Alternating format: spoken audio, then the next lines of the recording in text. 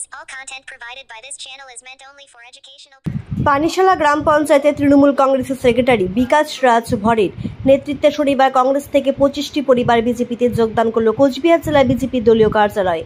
একই সাথে দেওঘড়ি অঞ্চলের মোতাবালি মিয়ার নেতৃত্বে আরও 33টি পরিবার যোগদান করে বিজেপিতে। তাদের সকলের হাতেই দলীয় পতাকা তুলে দেন কোচবিহার জেলার বিজেপি সভাপতি সুকুমার রায়।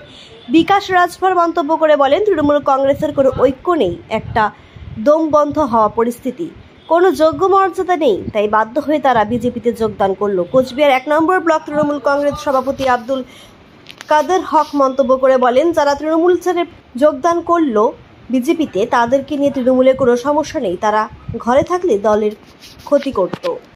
কারণটা একটাই যে তৃণমূলে ওইখানে কোনো মানসিকতা নাই, ঠিক আছে, কোনো ঐক্যবদ্ধতা নাই, ওইখানে থাকা মানে নিজেকে দমবন্ধ হওয়ার মতন পরিস্থিতি একটা আসছে। এই জন্য তৃণমূল ছেড়ে মোদিজির হাত শক্ত করার জন্য ভারতীয় জনতা পার্টি। কতজন জয়েন করলেন আছে? 25 জনের উপরে জয়েন করলেন। কি নাম আপনার, কি দায়িত্ব ছিলেন? আমার নাম বিকাশ রাজভর, তৃণমূলের জেনারেল সেক্রেটারি ছিলাম পানিশালা অঞ্চল থেকে। আমরা মোটামুটি 22-25 জন আমরাও আসছি।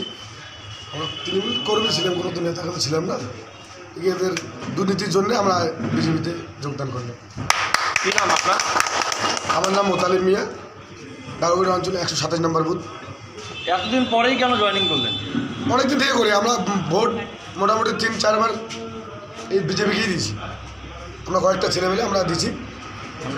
ভোট বিজেপিকে দিতেন আর তৃণমূল করতেন না, মানে ছিলামই না বাড়িতে।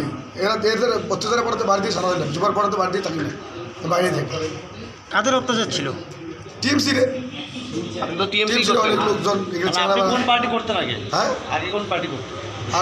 আগে আমি তৃণমূলে করতাম, এখন বিজেপিতে যোগদান করলেন। বিজেপিতে যোগদান করলাম। বিজেপিতে যোগদানের আগে বিজেপিকে ভোটদান করেছেন? হ্যাঁ, ভোট দিয়েছি আমি। তৃণমূল করে বিজেপিকে ভোট দিয়েছি? হ্যাঁ, দিয়েছি।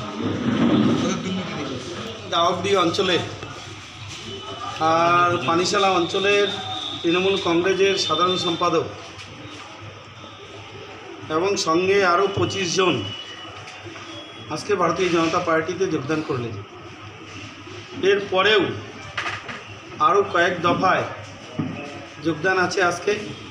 আমরা জানি একটু পরেই আমাদের স্বরাষ্ট্র প্রতিমন্ত্রী প্রার্থী আর ওনার সেই কুটিবাড়ি ফুলেশ্বরী জাহাঙ্গীর আলম, তার নেতৃত্বে প্রায় 500 তৃণমূল কর্মী ভারতীয় জনতা পার্টি যোগদান করবেন। আর একটু পরেই আমি সেখানে যাব।